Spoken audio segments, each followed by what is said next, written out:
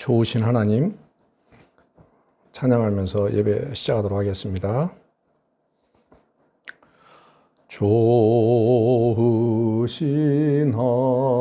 하나님, 좋으신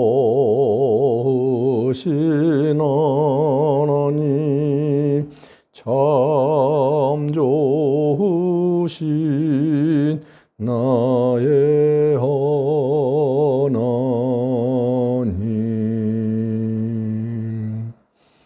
하나님은 영이시니 예배하는 자가 영과 진리로 예배할지니라. 다 같이 묵상 기도하심으로 주일날 예배를 하나님 앞에 드리겠습니다. 묵상 기도하겠습니다.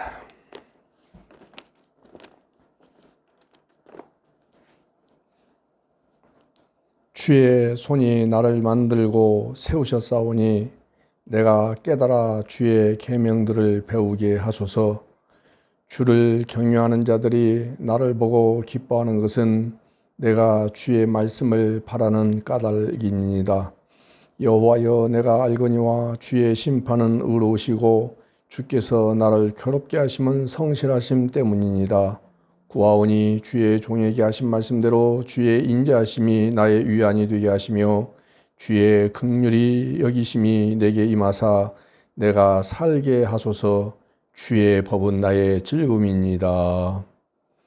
자비가 무한하신 하나님, 오늘도 하나님이 저희들의 예배를 받으시기를 원하시는 그 믿음의 마음을 가지고 예배 현장에 와서 사랑하는 하나님의 사람들과 함께 예배하게 하심을 진심으로 감사합니다.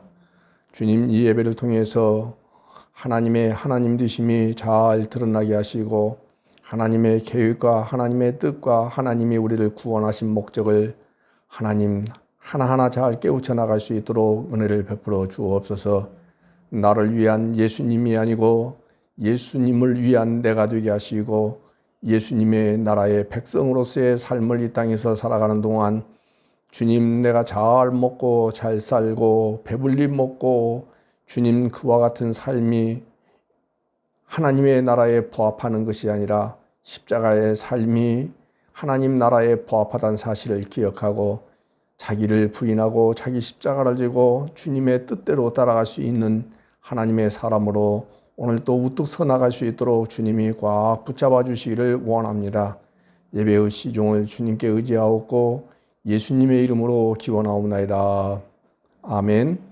14장을 드리도록 하겠습니다. 14장입니다.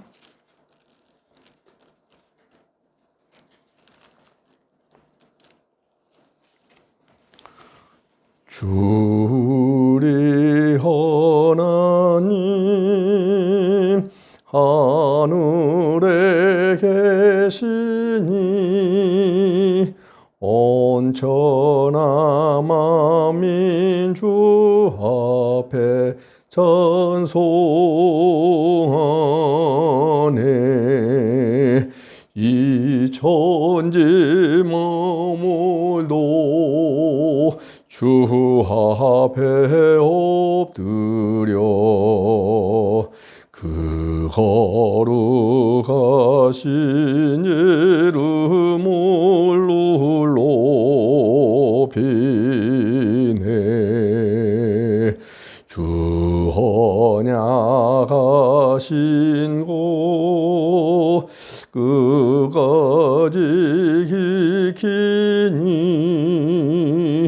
저 하늘나라 향하여 호가리라.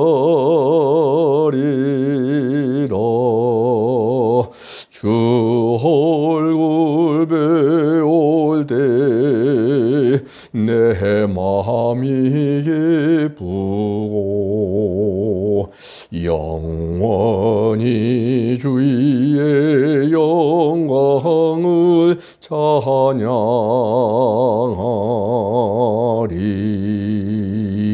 왕의 왕 되신 주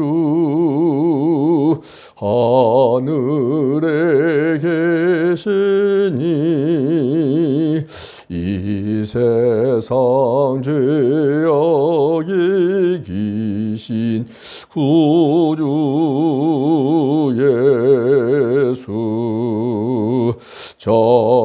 천군 천사들 주홍위하고서 무성도 함께 영원히 늘 섬기네. 성삼위일체께 승리한 무리들 다 기쁜 소리 높여서 감사드려. 창조주 하나님 내 주님 되시니 주 앞에 나도 엎드려 경배하네.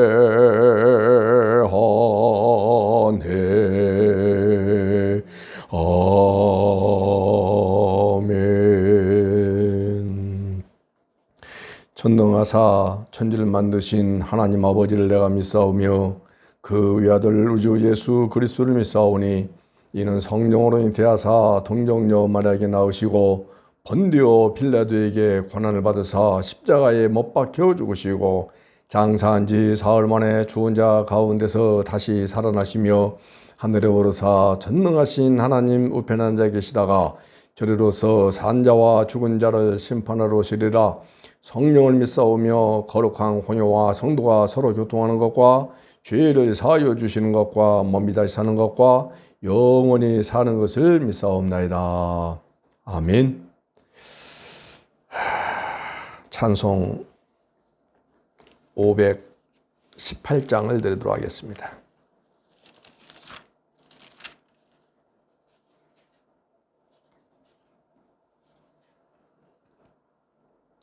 기쁜 소리 들리니 예수 구원하신다. 만민 중에 전하라. 예수 구원하신다. 주님 명령하시니 산을 넘고 물 건너 온 세상에 전하라. 예수 구원하신다. 바다들아 외쳐라. 예수 구원하신다. 모든 죄인 들으라. 예수 구원하신다. 모든 소마 일어나 메아리 쳐 울려라. 복음 중에 복음은 예수 구원하신다. 환난 중에 하는 말 예수 구원하신다. 다시 살아나시오. 예수 구원하신다. 지은 죄로 인하여 슬픈 마음이 있어도 숨질 때에 내 할 말 예수 구원하신다. 바람들아 외쳐라. 예수 구원하신다. 기뻐하라 나라들 예수 구원하신다. 구원하는 복음을 산과 들에 전하라. 오래들의 승전가 예수 구원하신다. 하나님의 말씀 봅시다.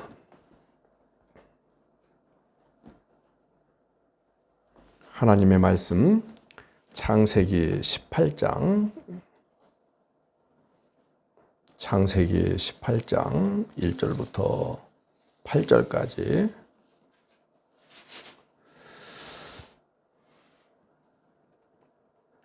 창세기 18장 1절부터 8절까지예요. 제가 읽어드릴 테니까 눈으로 마음으로 잘 따라오시기 바랍니다. 여호와께서 마므레의 상수리 나무들이 있는 곳에서 아브라함에게 나타나시니라. 날이 뜨거울 때에 그가 장막문에 앉아 있다가 눈을 들어 본즉 사람 셋이 맞은편에 서 있는지라.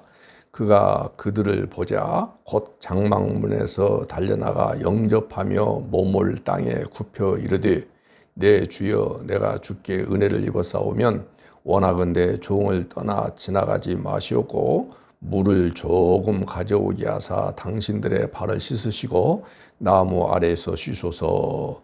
내가 떡을 조금 가져오리니 당신들의 마음을 상쾌하게 하신 후에 지나가소서.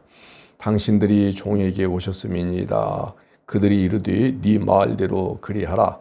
아브라함이 급히 장막으로 가서 사라에게 이르되 속히 고운 가루 세 스아를 가져다가 반죽하여 떡을 만들라 하고 아브라함이 또 가죽대에 있는 곳으로 달려가서 기름지고 좋은 송아지를 잡아 하인에게 주니 그가 급히 요리한지라.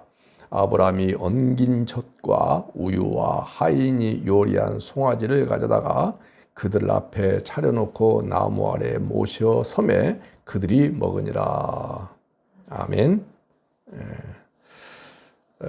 창세기를 잠깐 말씀을 드리려고 하는데, 창세기는 성경 전체에 밑그림이 다 들어있다고 볼 만큼 그 내용이 아주 풍부해요.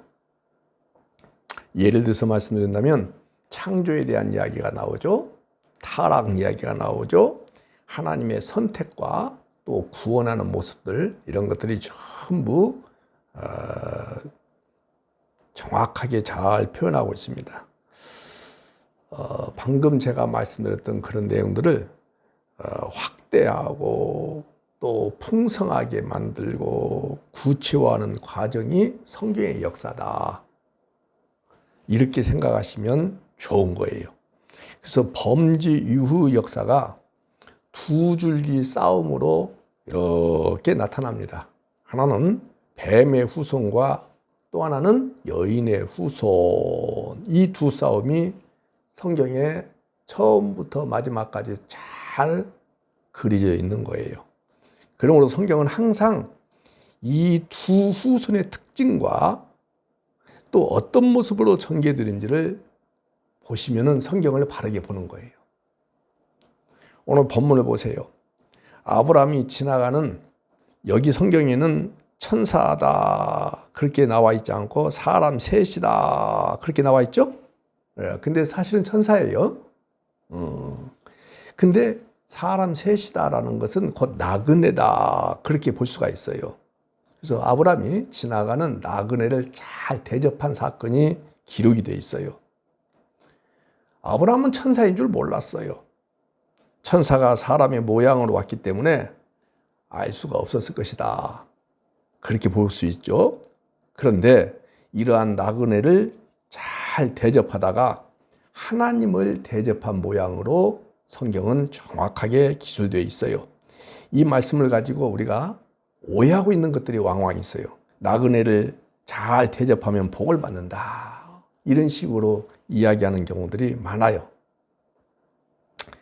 그러나 성경은 계시거든요. 계시라는 것은 무슨 말이냐면 하나님의 뜻, 하나님의 계획, 하나님의 마음을 열어 보여주다, 그거예요.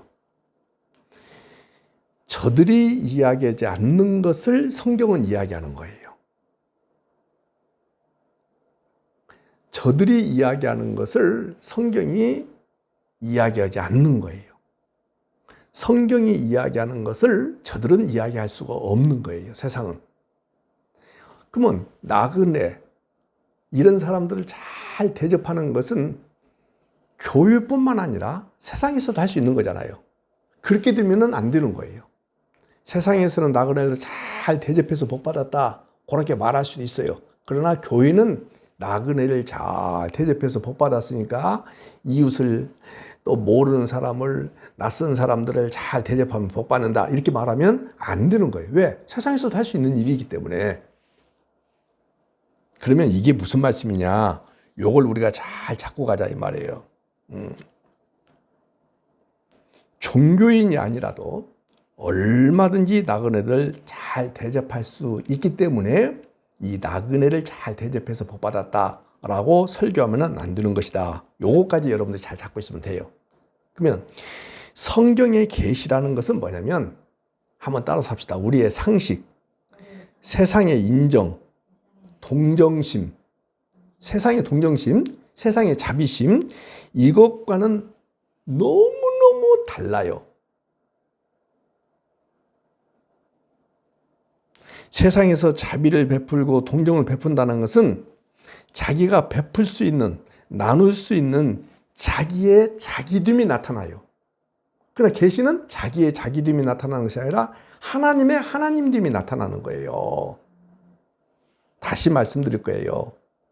계시는 하나님의 하나님됨이 나타나는 것을 계시라고 하는 것이고, 인간 사이에서 얼마든지 동정심과 자비심을 잘 베풀어 가지고 좋은 일을 많이 할 수 있어요. 그것은 자기의 자기됨이 나타나는 거예요.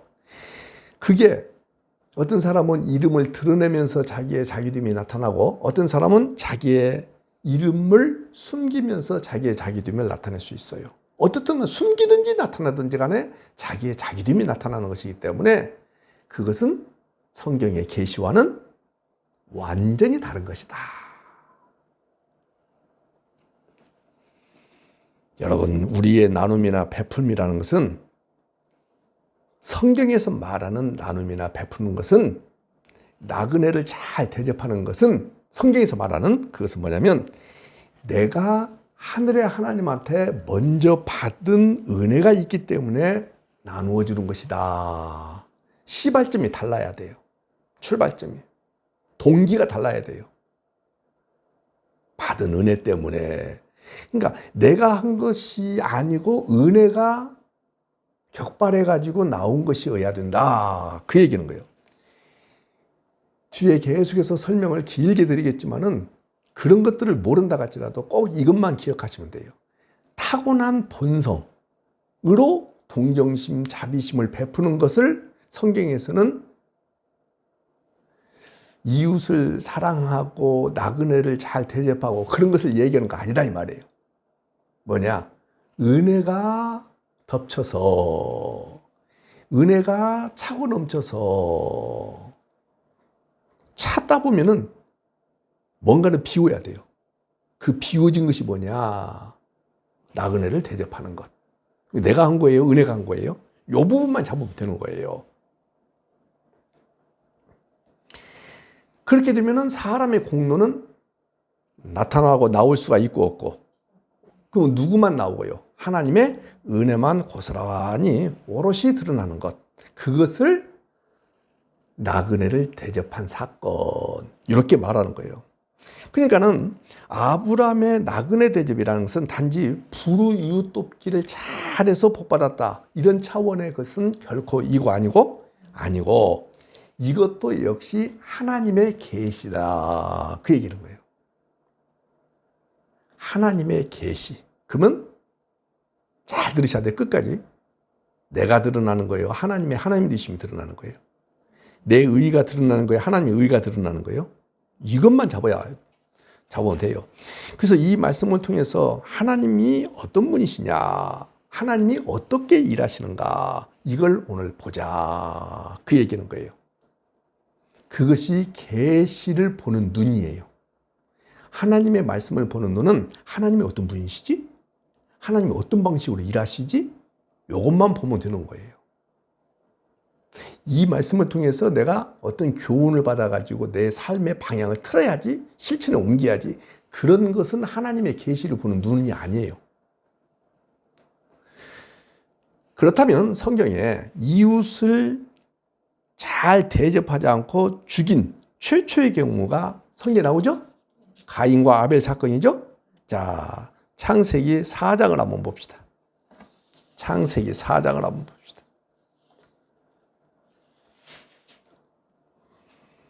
하나님께서 아벨을 딱 선택하시고 아벨을 받으시니까 5절 보세요. 가인이 몹시 분하여 안색이 변했다. 그래서 7절 보세요. 네가 선을 행하면 어찌 낯을 들지 못하겠느냐. 선을 행하지 아니하면 주가 문에 엎드려 있느니라. 주가 너를 원하나 너는 주를 다스릴지니라. 그래 놓고는 8절에 성질이 나가지고 자기 동생을 쳐 죽인 사건이 나오죠. 예. 어떤 청년이 어떤 사람이 이렇게 질문을 했다고 가정해 보세요. 하나님이 사랑이라면 왜 모든 사람을 구원하시지 않습니까? 이렇게 우리한테 질문했다고 가정하고 우리가 대답을 한번 해봐야 돼요. 어떻게 대답해야 되냐? 모든 사람은 죄인이기 때문에 구원받을 자격이 애시당초부터 없습니다. 그러니 창세전에 하나님의 선택을 받은 자만 구원을 받습니다. 이렇게 이야기를 답을 했다고 해봐요. 이 말에 대해서 사람들이 기분 나빠할까요? 좋아할까요? 나빠하는 거예요. 여기도 마찬가지예요. 가인은 하나님의 선택을 싫어해서 아벨을 죽인 거예요. 하나님 누구를 선택한 거예요? 여러분들 가인은 뭐 잘못하고 아이는 뭘 잘하고 그런 거 없어요. 뭐 재물 가지고 그런 것도 아니에요. 하나님의 일방적인 선택이었어요. 근데 가인은 선택에 대하여 싫어했던 거예요.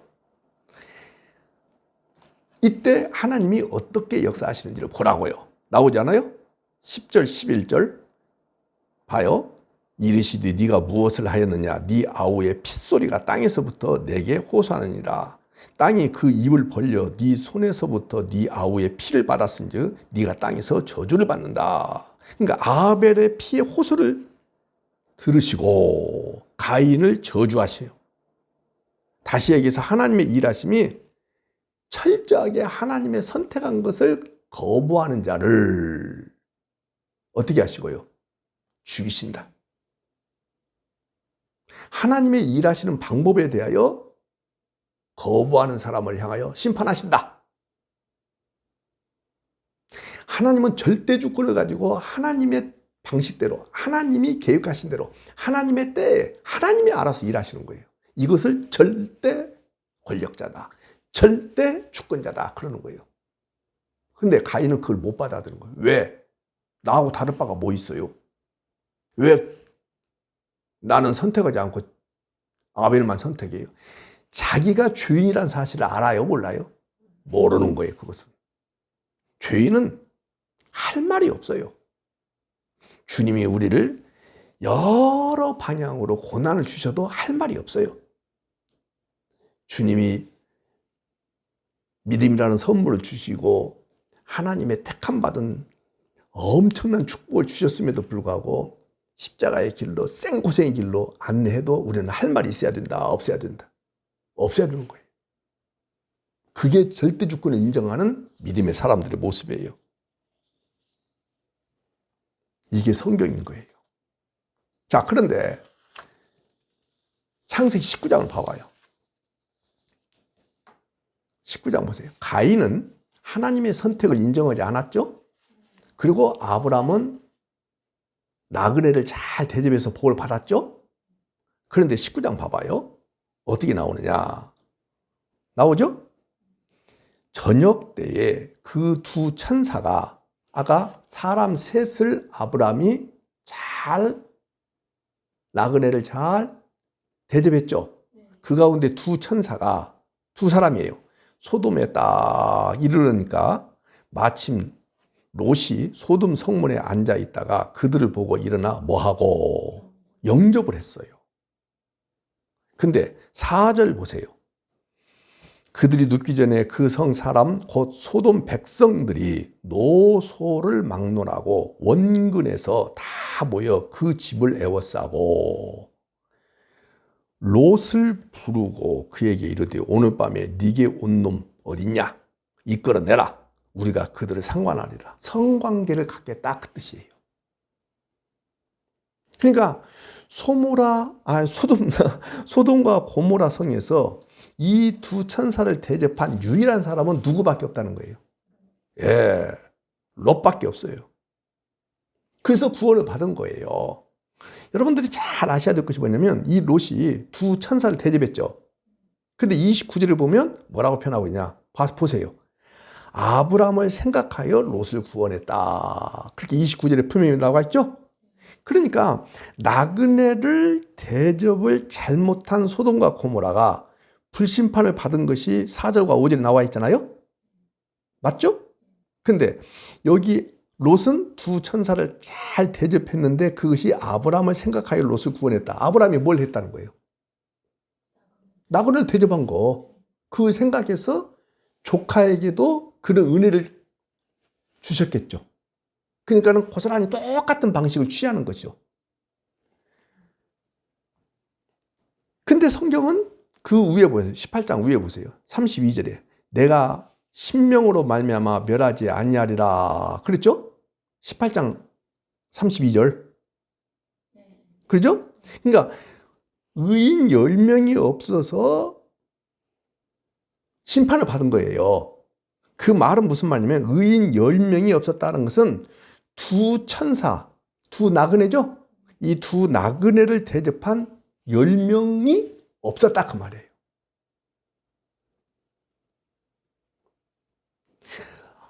의인 10명, 두 나그네를 대접한 사람이 10명도 없었다.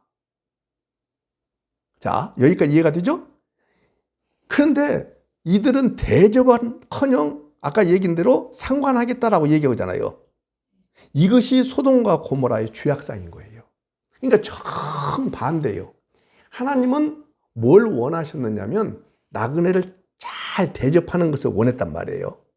근데 이들은 오히려 상관하려고 했잖아요. 이 두 거. 그래서 아브라함이 나그네 대접이 단순한 불우이웃 돕기 차원이고 아니라는 것을 여기서는 엿볼 수가 없는데 신명기나 예레미야나 이런 것에 보면은 정확하게 나와 있어요. 성경 통전적으로 봐야 되니까. 그래서 신명기 10장을 보도록 해요. 아직은 잘 안 나오잖아요. 예, 신명기 10장을 봐봐요. 잘 나오니까.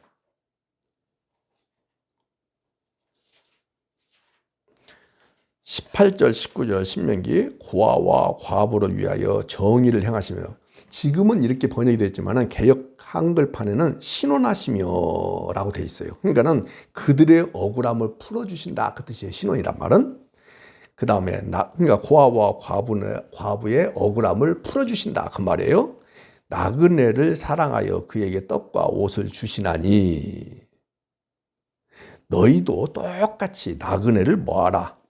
사랑하라. 왜냐? 전에 너희도 애굽 땅에서 나그네 되었지 않느냐.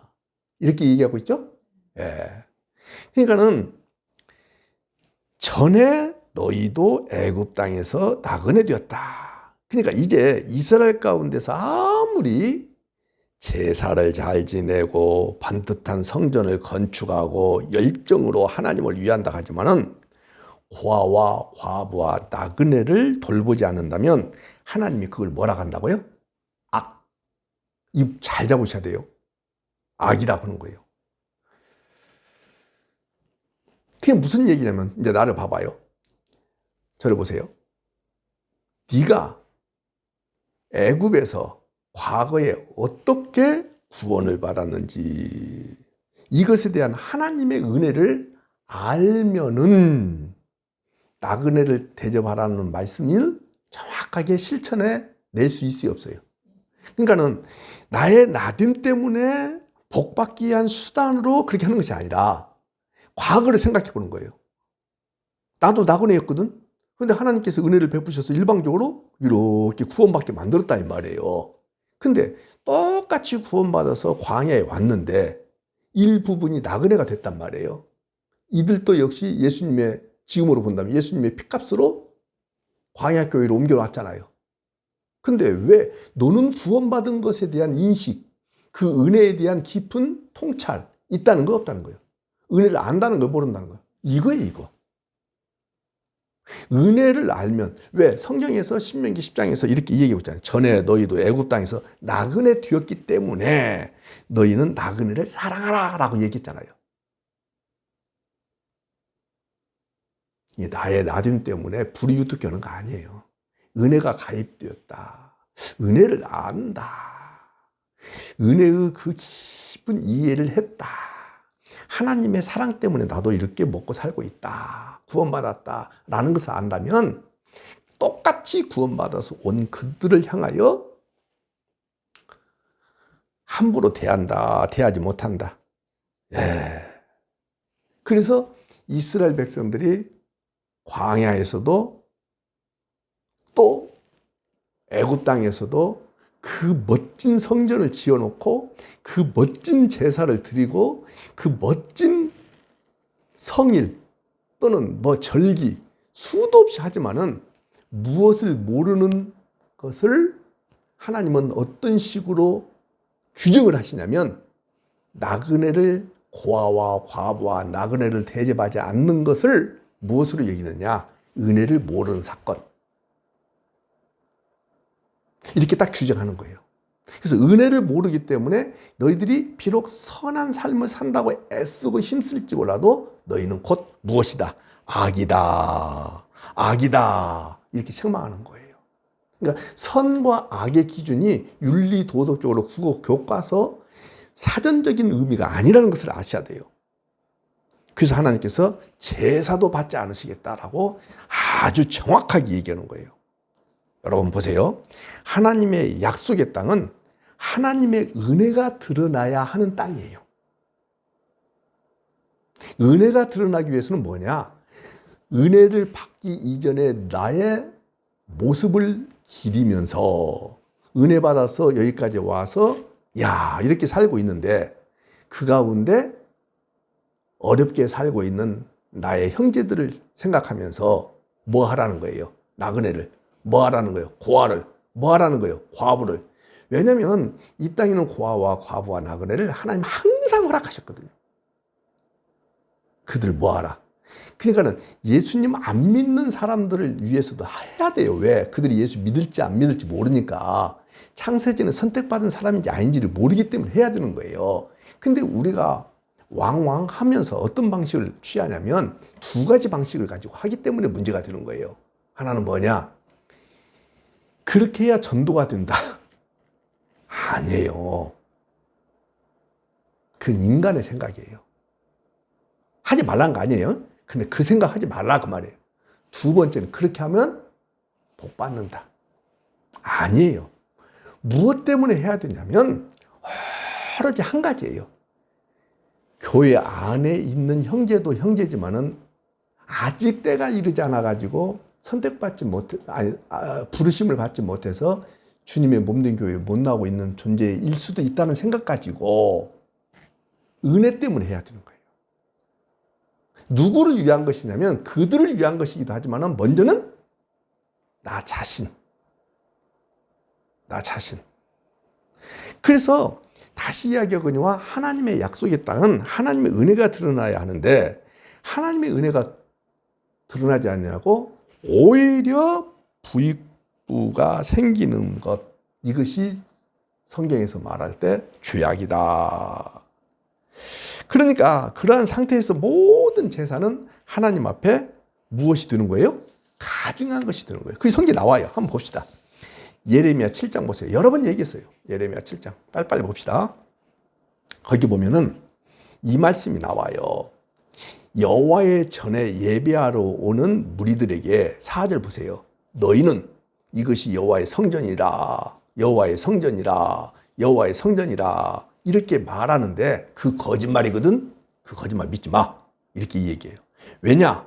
너희가 만일 길과 행위를 참으로 바르게 하여 이웃들 사이에 정의를 행하며. 여러분들 다시 이야기하거니와 성경은 하나님의 계시라 했어요.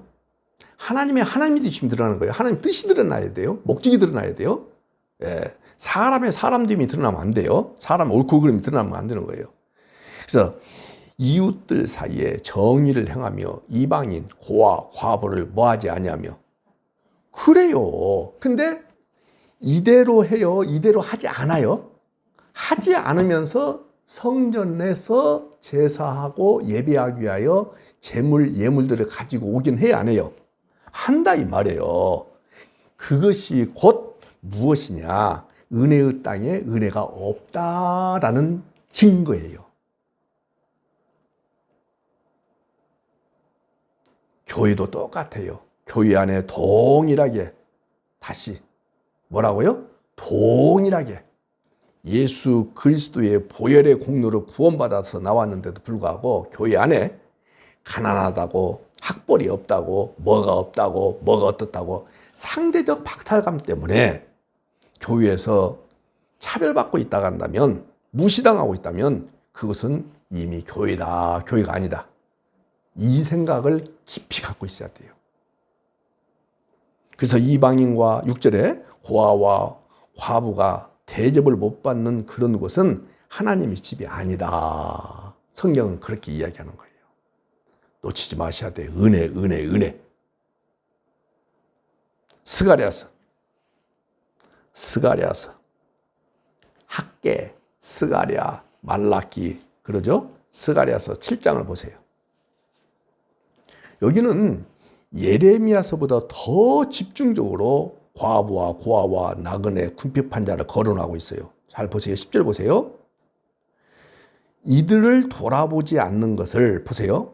과부, 고아, 나그네, 궁핍한 자 압제하지 말며 서로 해하려고 마음에 도모하지 말라 하였으나 그들이 무엇을 싫어하며 그 다음에 또 어디로 가냐면 12절 끝에 보세요. 옛 선지자를 통하여 전한 말을 듣지 아니하므로 13절에 내가 불러도 그들이 듣지 아니한 것처럼 듣지 않는다라고 얘기하고 있죠? 예. 뭐냐면 하나님의 말씀을 듣지 않는 것을 악이라고 하는 거예요. 자, 보세요. 어떤 사람은 어느 정도 했을 거예요. 어떤 사람은 어느 정도 하지 않고. 이것을 말하는 게 아니에요. 이건 상대적인 것이기 때문에 아예 이들은 말씀을 듣지 않는 거예요. 그러니까 아예 안 하는 거예요. 창세기 18장 이야기를 다시 합니다. 아브라함이 나그네를 대접해서 복을 받고 소돔과 고모라는 그들을 욕부이려고 했기 때문에 심판받았다는 것을 아까 말씀드렸죠? 그렇다면 지금 이스라엘 가운데 과부, 고아, 나그네, 궁핍한 자를 대접하지 않는다는 것은 이스라엘이 무엇이 됐다는 거예요? 소돔과 고모라가 됐다. 그 뜻이에요.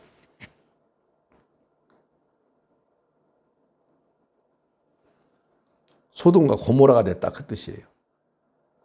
마치 이 땅에 수도 없이 많은 교회가 있는데 소돔과 고모라가 됐다라고 말해도 할 말이 없겠죠. 다시 또 이사야서 1장을 보세요. 빨리빨리 많이 넘겨야. 그래서 이사야서 1장에 정확하게 이렇게 이야기해요. 너희 소돔의 관원들아 여호와 말씀 좀 들어라. 너희 고모라의 백성아 우리 하나님의 법에 귀 좀 기울여라. 그렇게 이야기하는 거예요. 이해가 되죠? 지금 한국 교회를 향하여 우리 교회를 향하여 이렇게 얘기할 수 있어요. 소돔의 관원들아 소돔의 목사들아 소돔의 성도들아 제발 하나님의 법에 귀를 기울여라. 법이 뭐예요? 여기서만 얘기한다면 나그네를 잘 대접하는 거예요. 그래야 복 받아서? 그게 아니고 하나님의 은혜를 알면은 하지 말라고 해도 하고 싶어져야 된다. 그 이야기하는 거예요. 그래서 네가 드러나는 것이 아니라 하나님의 계시에 그게 뭐예요? 하나님의 되심이 드러나야 된다. 그러면서 14절 건너뛰어봐요. 근데 이들이 무엇은 어마어마하게 잘하냐면 종교 행위는 지독하게 잘했어요. 한국 교회하고 똑같아요. 보세요. 13절 헛된 재물 가져오지 마. 절기 좀 지키지 마. 그 말이에요. 모이는 것 나 진짜 힘들다. 그러면서 그걸 14절에 뭐라고 하느냐.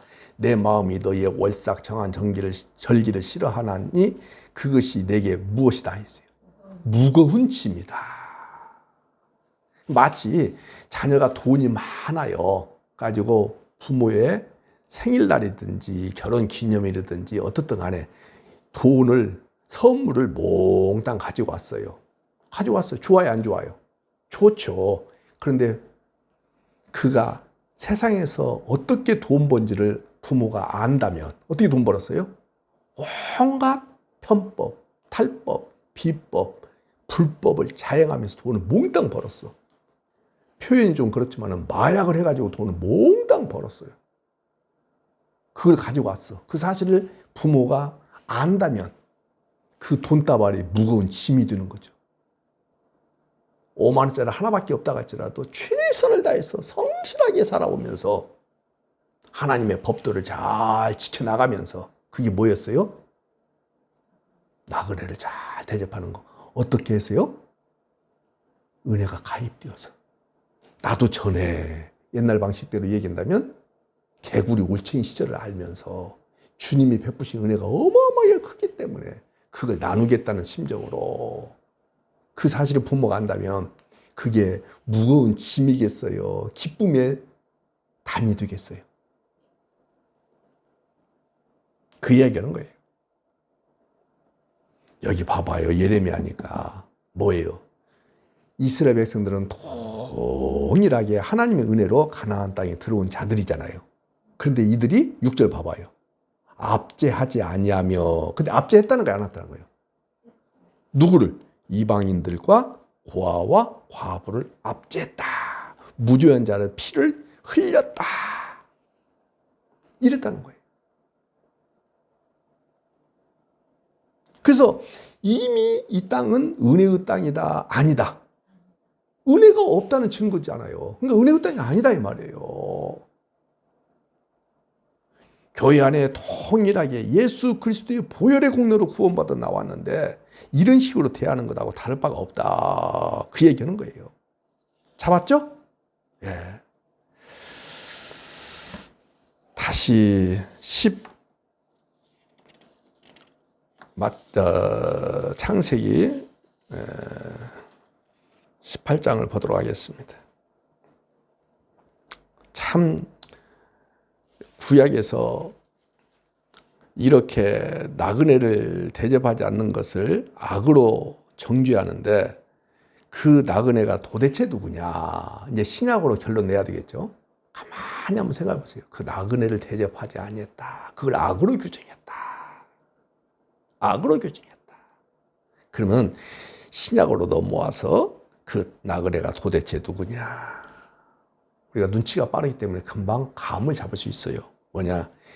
이 땅에 나그네로 오신 낯선 하늘의 사랑을 가지고 오신 분이 있어요. 그게 누구예요? 예수 그리스도라 이 말이에요. 이분을 누가 대접했어요? 누가 대접했냐고요? 아무도 대접하지 않았어요. 요한복음 1장을 펴보세요. 요한복음 1장.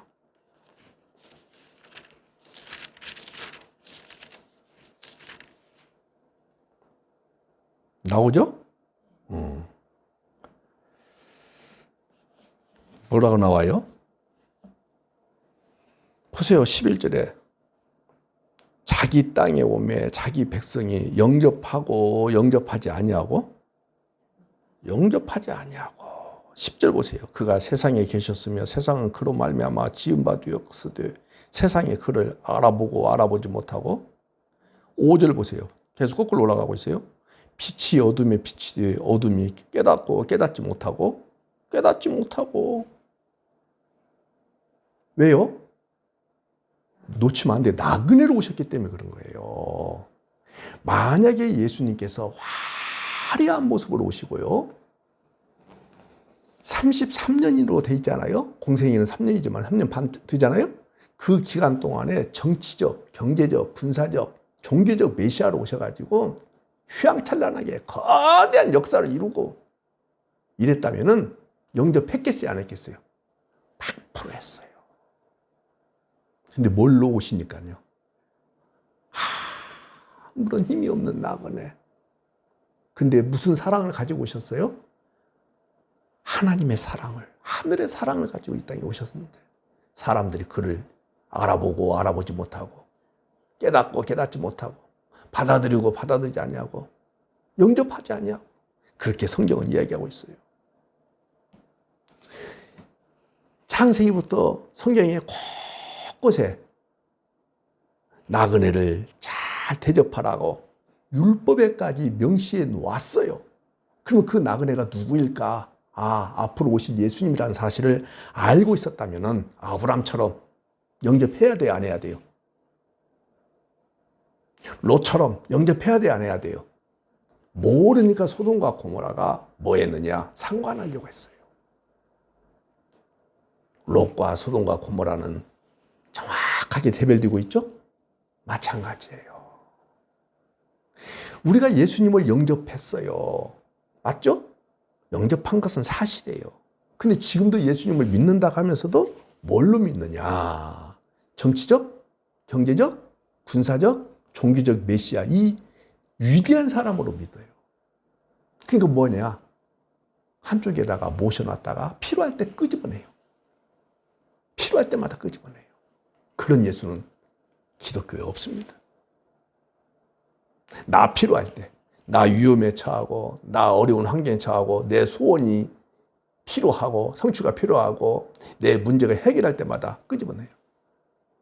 근데 그 예수님은 그렇게 역사하지 않냐고 날마다 살아계셔서 불꽃 같은 눈동자로 살피시면서 주에 대하여, 의에 대하여, 심판에 대하여 계속해서 내 안에서 고발하시고 인생의 채찍으로 사람의 막대기로 때리시면서까지 우리에게 징계를 주시면서까지 하나님은 주님의 일하심을 계속해서 일하시려고 하는데 아니 그렇게 일하지 마시고요. 요즘 정치권에 뭐 캐비넷 한데 캐비넷 속에 넣어놨다가 필요할 때 딱 끄집어가지고 너 이런 놈이야.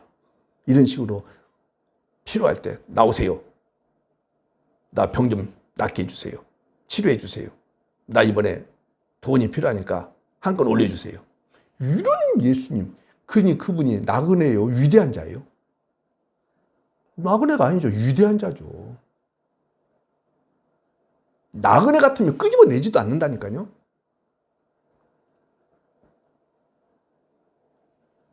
그런데 율법에 이렇게 명시가 됐음에도 불구하고 오히려 그 율법을 이용해서 나그네를 십자가에 못 박아 죽여버리는 거예요. 그러므로 이제 하나님의 심판은 소돔과 고모라가 받은 심판과 다를 바가 없어요. 같은 심판을 받을 수밖에 없는 거예요. 나그네를 대접한 아브라함은 복을 받았지만은 아니 복을 받았기 때문에 나그네를 대접했다 이렇게 말하는 것이 더 옳은 말이겠죠. 그러나 나그네를 대접하지 아니한 소돔과 고모라는 불심판을 받았다는 것을 꼭 기억할 수 있기를 바라요. 이처럼 예수님, 이처럼 그 낯선 나그네를 영접하지 아니하고 대접하지 아니한 자들이 받을 벌을 여러분들이 생각해 보라고 마태복음 25장을 통해서 말씀을 드리도록 하겠습니다. 마태복음 25장을 펴보세요. 아주 중요한 말씀이에요.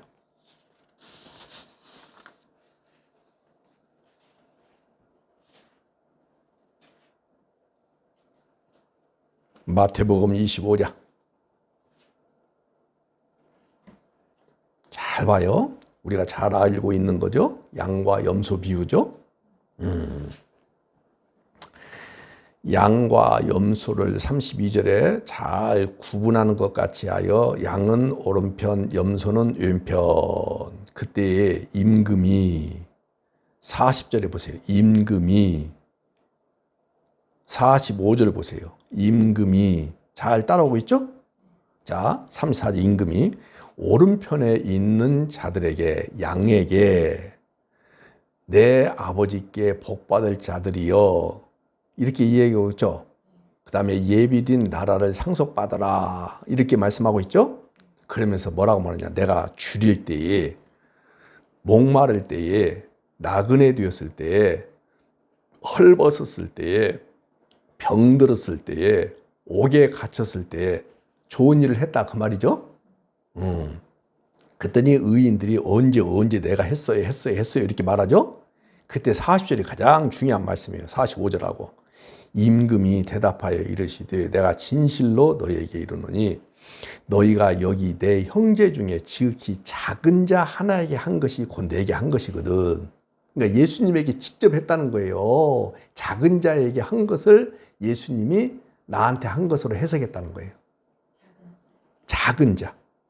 자, 그 다음에 45절에 이에 임금이 대답하여 이르시되 내가 진실로 너희에게 이르노니 지극히 작은 자 하나에게 하지 아니한 것이 곧 내게 하지 아니한 것이다. 이렇게 말씀하고 있죠? 불의유똑기 이야기하는 거 아니에요. 불의유똑기 잘하면 영생을 받고 잘못하면 영벌 받는다. 아니에요. 만약에 그런 식으로 성경을 해석한다면 예수님을 안 믿고 불의유똑기 잘하면 예수 복 받는 거잖아요. 절대 그 뜻이 아니고요. 예수 그리스도를 잘 대접한 사람을 말하는 거예요. 근데 예수님이 지금 이 당시에, 지금 이 시대에 눈에 보여요, 안 보여요? 안 보이잖아요. 근데 예수님이 이렇게 말씀하신 거예요. 내가 어떤 모습으로 온 줄 아느냐? 성경 봐봐요. 줄인 자, 목마른 자, 나그네 된 자, 병든 자, 갇힌 자의 모습으로 왔다. 그 말이에요. 내가, 예수님이 그렇게 왔어. 맞죠? 이 땅에 낯선 나그네로 오셨죠? 여기에 중요한 말씀이 있어요. 다시 줄이고 목마르고 나그네 되고 병들고 갇힌 자에게 라는 말이 있죠. 이런 자가 누구냐? 이런 자가 누구냐? 봐요. 5부류로 나왔잖아요. 5이든지 10이든지 상관없어요. 이런 자가 누구냐? 그 말이에요. 이런 자가 누구냐? 40절과 45절에 딱 2번 나와요. 지극히 내 형제 중에 지극히 작은 자 하나에게. 45절에도 나오죠? 지극히 작은 자 하나에게. 이렇게 말씀하고 있죠? 다시 이야기하거니와 우리가 지금 이 시대에 예수님을 직접 대할 수는 없어요. 그러면 어떻게 대하느냐? 한번 따라서 합시다. 복음으로 형제된. 그런데 그 가운데서 가장 지극히 작은 자. 자, 봐요. 2가지가 있어요. 복음으로 형제가 됐는데 지극히 작은 자가 있는가 하면은 복음으로 형제된 가운데서도 작은 자가 아니라 큰 자가 있을 수 있어요, 없어요? 세상에서 세상 관점으로 복음으로 형제됐는데 어떤 사람은 자, 돈으로 본다면 부자가 있어요. 어떤 사람은 지극히 가난한 자가 있어요. 작은 자야. 그 뜻이에요. 세상에서도 인정을 이렇게 받는 사람이 있는가 하면 전혀 인정 못 받는 복음 안에서 형제된 자가 있을 수 있다, 없다? 있다 이 말이에요. 근데 그들에게 하는 것을 예수님은 나한테 한 것이다. 그렇게 해석을 하신 거예요. 그렇게 주님이 인정하신 거예요. 그런 사람을 향해서 주님 뭐라고 말씀하시냐? 어디라고 돼 있어요? 오른편에 있다. 양으로 비유하고 있다. 그래서 복받은 자다. 너희를 위해서 예비된 나라를 상속받으라. 이렇게 이야기하는 거예요.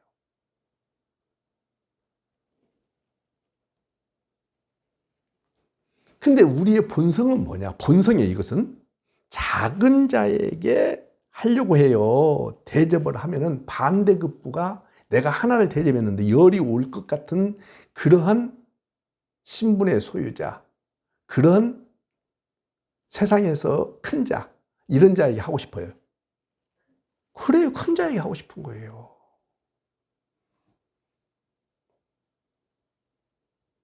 꼭 그러는 거예요.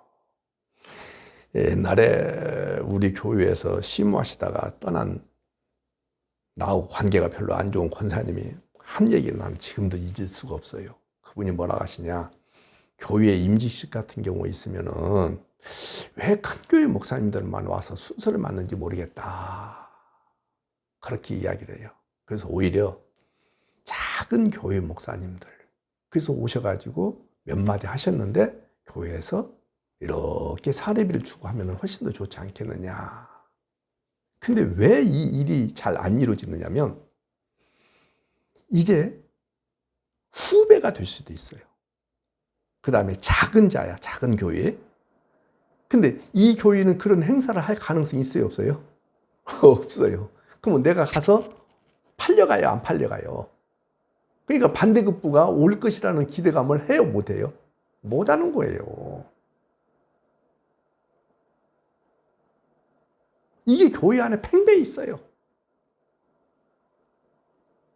총회장, 목사, 교회에 무슨 임지시 있을 때 나 같은 사람 부르겠어요? 왜? 내가 그를 부를 가능성이 없기 때문에 그런 거예요. 근데 내가 한국에서 두 번째 큰 교회 목사다. 그럼 나 부르겠어요? 안 부르겠어요? 다시 보세요, 성경을. 형제 중에 지극히 작은 자 하나에게 한 것이 곧 누구에게 한 것이다. 왜 그러냐면 이 지극히 작은 자가 누구냐면 나그네거든요. 나그네와 방불한 삶을 지금 살고 있잖아요. 근데 아까 말씀드린 대로 반대급부 하나를 주었는데 열이 올 가능성이 있는 자에게 우리는 대접하고 싶어 하는 것이죠. 성경 하나 볼까요? 누가복음 14장 13절. 누가복음 14장 13절. 잔치를 베풀거든, 자, 교회로 말한다면 임지식을 하거든 그 말이에요. 차라리 누가복음 14장 13절. 차라리 했어요? 봐봐요. 그렇게 성경 읽는 것이 좋아요. 교회에 임직식을 베풀거든, 잔치를 베풀거든, 차라리 어떤 자를? 그 다음에 어떤 자를? 몸 불편한 자, 가난한 자, 저는 자들, 맹인들을 청하라. 그렇게 말하고 있죠. 이들이 성경에서는 뭐라고 말하냐? 작은 자다. 그 얘기는 거예요. 지극히 작은 자다. 그러므로 예수님은 이 땅에 지극히 작은 자로 오셨고 나그네로 이 세상을 사셨어요. 그래서 아무도 예수님을 영접하지 않았어요. 사실이에요. 근데 주님이 내 안에 찾아오신 거죠. 내가 주님을 영접했다고요? 아까도 말씀을 드렸지만은 내가 주님을 영접했다. 영접하는 자, 그 이름을 믿는 자들에게는 내가 영접했고 내가 그 이름을 믿기 때문에 구원받았다. 맞는 말이에요. 그러나 그것은 결과물이고 원인은 뭐냐? 주님이 나를 영접했고 주님이 나를 향하여 찾아오셨고 주님이 나에게 믿음을 주셨고 그래서 나도 모르게 믿음으로 예수님이 나의 주님이십니다. 구주십니다. 이렇게 고백하게 된 것이 불과한 거예요. 이건 결과물이고 시작은 누가 하셨다? 주님이 하신 거예요. 아무도 영접한 적이 없어요. 아무도. 근데 누가 영접했느냐? 신약 성경 두 군데만 딱 보고 마치도록 하겠습니다. 자, 요한 3서 5장을 보겠습니다. 요한 3서 5장. 요한 3서 5절, 5장이 아니라 요한 3서는 한 장밖에 없기 때문에 요한 3서 잘 봐봐요.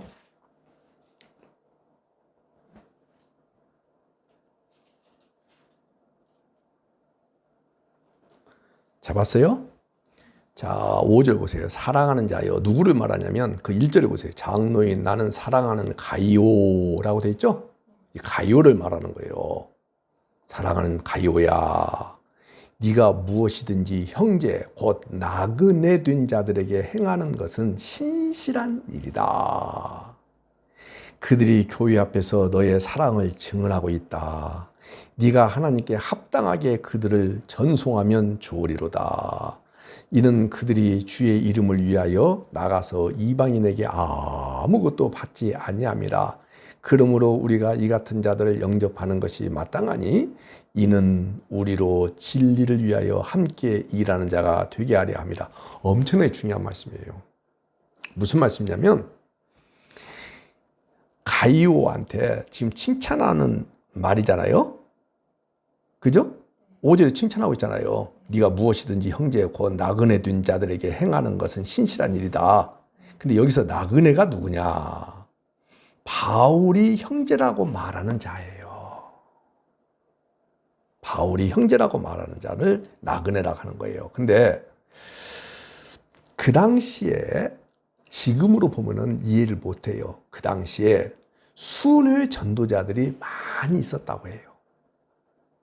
여기저기 돌아다니면서 전도하는 사람들, 순회 전도자들이 많이 있었는데 이러한 나그네를 참 대접을 잘했다는 것이 신실한 일이다. 그 얘기하는 거예요. 누가 나그네를 잘 대접했다고요? 가이오가. 그 일이 무슨 일이라고요? 아주 신실한 일이다. 그러니까 보세요. 반대급부가 올 가능성이 일이라도 있어요, 없어요? 없어요. 세상에서 봤을 때도 이런 사람들은 진짜 지극히 작은 자 중에 한 사람이에요.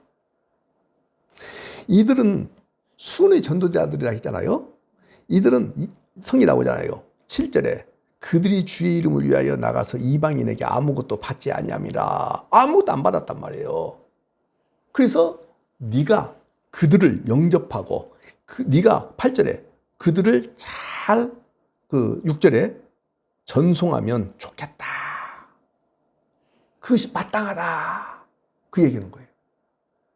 여기서 놓치면 안 될 것이 뭐냐면 가이오가 순의 전도자들을 잘 전송도 하고 영접도 하고 필요한 것들을 공급했다 그 말이죠.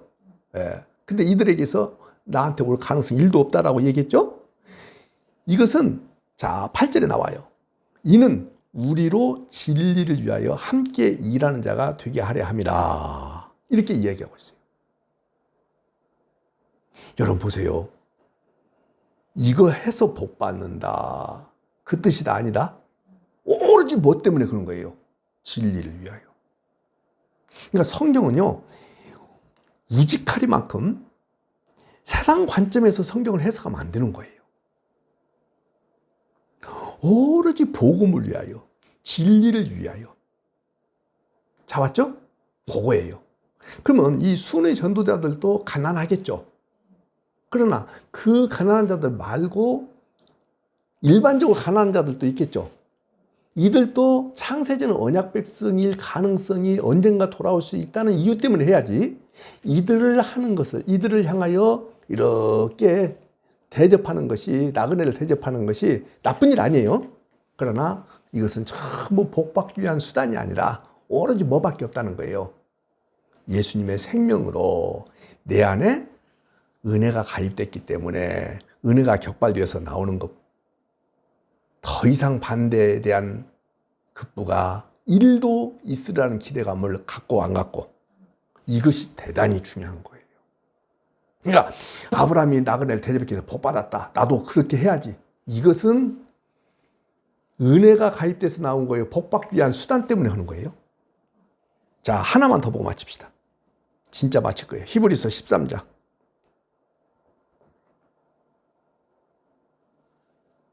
히브리서 13장. 형제 사랑하기를 계속하고 손님 대접하기를 잊지 말라. 이로써 부지 중에 천사들을 대접한 이들이 있었느니라. 누굴 말하는지 아시겠죠? 아브라함을 얘기하는 거예요. 너희도 함께 갇힌 것 같이 갇힌 자를 생각하고 너희도 몸을 가졌은즉 학대받는 자를 생각하라. 이렇게 말씀하고 있죠? 그러니까 복음 안에서 형제된 자들이 지금 현재 어떤 처지에 있느냐. 복음이에요, 항상. 어떤 처지에 있느냐. 그 말이에요. 갇히고. 3절. 학대받는 경우가 있는 자들을 위하여 뭐 하라는 거예요? 나오잖아요. 생각하고 힘쓰라. 그 말이에요. 그러니까는 여기 형제 손님 대접하기를 이렇게 나와 있죠. 그런 사람들이 어떤 사람을 한정시키냐면 여기는 복음 때문에 갇히고 복음 때문에 학대받는 사람을 형제 손님이다 그 말이에요. 그런 사람들을 어떻게 하라고요? 깊이 생각하고 그들을 어떻게 하라고요? 대접하라 그 말이에요. 복음 때문에.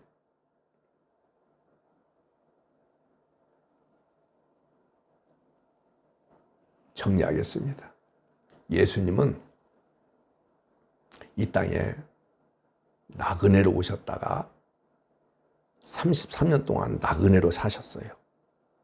그리고 여러분과 저에게 영광스러운 칭호, 이걸 하나 붙여줬는데 그게 뭐냐? 너희도 역시 나그네다. 너희 역시 나그네다. 그러니까는 예수님을 영접하여 하나님의 자녀가 된 사람들은 동일하게 다 나그네다. 내가 너를, 네가 나를 다 나그네이기 때문에 잘 대접하는 것은 오로지 하나님의 은혜가 은혜 되도록 하기 위한 것이다. 그 얘기하는 거예요. 아멘이죠? 이제 성경만 읽고 진짜 마칠 거예요. 히브리서 11장 13절 펴보세요. 성경만 읽고 마칠 거예요. 히브리서 11장 13절. 이 사람들은 다 믿음을 따라 죽었으며 11장이니까 믿음장이잖아요. 약속을 받지 못하였으되 그것들을 멀리서 보고 환영하며 또 어디에서는 땅에서는 외국인과 나그네임을 증언하였다. 하나만 더, 베드로전서 1장. 다 다음에 나오죠? 1장 1절 보세요. 예수 그리스도의 사도 베드로는 본도, 갈라디아, 갑바도기아, 아시아와 비두니아에 흩어진 나그네. 이렇게 돼 있죠? 곧 하나님 아버지의 미리 하심을 따라 성령의 거룩하게 하심으로 순종함과 그렇게 돼 있죠? 17절 보세요. 외모로 보시지 않고 각 사람의 행위대로 심판하시는 이를 너희가 아버지라 부르즉 너희가 나그네로 있을 때를 두려움으로 지내라. 나그네로 사는 것, 살 수밖에 없는 것, 살도록 부르심을 받았다는 것, 한시도 놓치지 않냐는 그 은혜가 있기를 바랍니다. 그래서 다른 사람한테 우리도 대접받아야 돼요. 근데 대접받을 만한 가치가 있어야 돼요. 뭐냐? 아주 존귀해서 대접받는 것이 아니라 성경의 원리에 의해서 대접받아야 돼요. 그게 뭐여야 돼요? 그러니까 나그네로 살기 때문에 대접을. 나그네로 살기 때문에 대접. 그래서 대한민국에 있는 모든, 세계의 모든 그리스도인이 나를 나그네로 취급하면서 나를 대접하고 나 또한 다른 사람들이 다, 그러니까 그리스도인은 다 나그네로 사는 거예요. 그냥 서로가 서로를 막 돕는 거예요. 그냥 이 삶이, 이게 곧 천국의 삶이고, 이게 곧 천국을 연습하는 삶이고, 천국을 살아내는 삶이고, 천국의 한 과정을 거쳐가는 삶이다. 이렇게 말씀드리고 싶어요. 기도하겠습니다.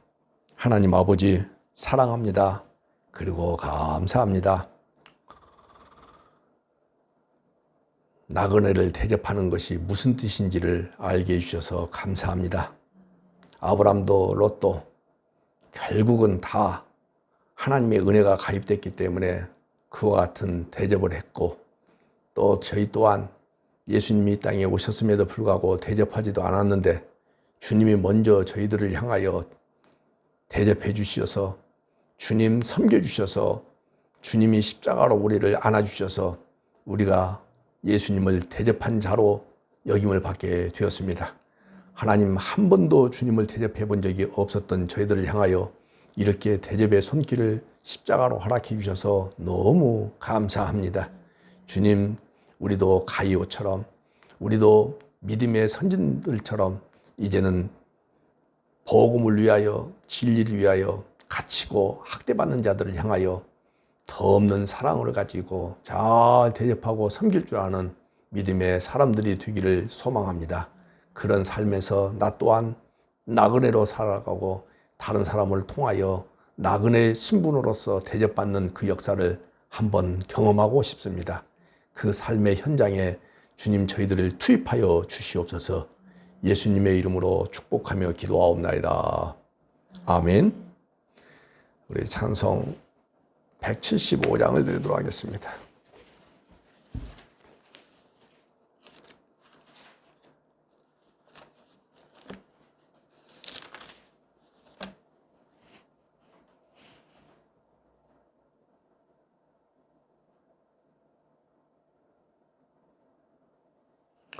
신랑 되신 예수께서 다시 오실 때 밝은 등불 들고 나갈 준비됐느냐. 그날 밤에 주님 맞을 등불이 준비됐느냐. 예비하고 예비하라. 우리 신랑 예수 오실 때 밝은 등불 손에 들고 기쁨으로 주를 맞겠네. 주를 나와 맞으라는 소리 들릴 때 기뻐하며 주를 맞이할 수 있느냐. 그날 밤에 주님 맞을 등불이 준비됐느냐. 예비하고 예비하라. 우리 신랑 예수 오실 때 밝은 등불 손에 들고 기쁨으로 주를 맞겠네. 항상 깨어 기도하며 거룩한 길은 준비하지 않고 주를 맞지 못하리. 그날 밤에 주님 맞을 등불이 준비됐느냐. 예비하고 예비하라. 우리 신랑 예수 오실 때 밝은 등불 손에 들고 기쁨으로 주를 맞겠네. 밤의 영화로운 혼인잔치에 기뻐하며 할렐루야 찬송 부르리. 그날 밤에 주님 맞을 등불이 준비됐느냐. 예비하고 예비하라. 우리 신랑 예수 오실 때 밝은 등불 손에 들고 기쁨으로 주를 맞겠네.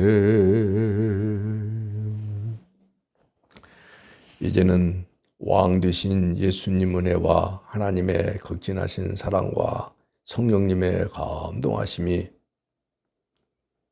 나그네로 오신 예수님을 영접하지도 아니했는데 영접한 자로 여겨주시고 나 또한 나그네의 호칭을 허락하여 주셔서 이제 누가 너를 영접하든 영접하지 아니하든 이 땅에서 비굴한 삶이 아니라 복음 전도자의 삶을 살아내는 것을 기쁨으로 여기고 그 길을 향하여 질주하기를 원하는 우리 모두에게 이제로부터 영원까지 함께 있을지어다. 아멘.